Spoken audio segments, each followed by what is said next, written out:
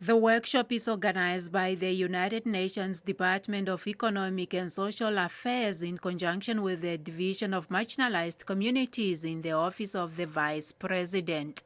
The aim of the gathering is to enhance the capacity of marginalized communities in Namibia and engage them in constructive policy dialogues with a view to develop strategies and initiatives to improve their well-being, economic and social status.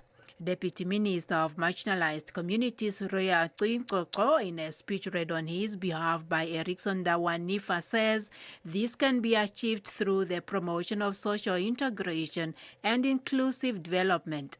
He says the white paper set out government's roadmap to develop and improve the human rights of marginalized communities in Namibia to remove any forms of marginalization and discrimination.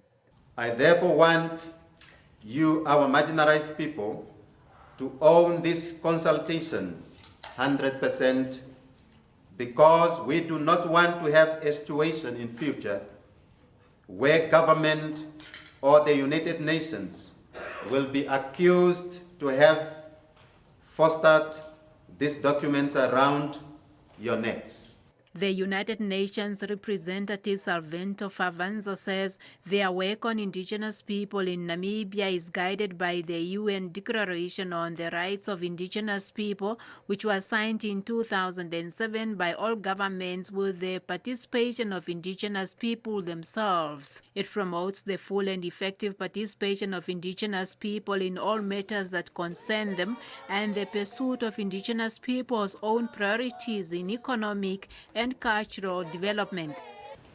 At the international level, there are a number of developments that provide new opportunities to overcome the challenges of development.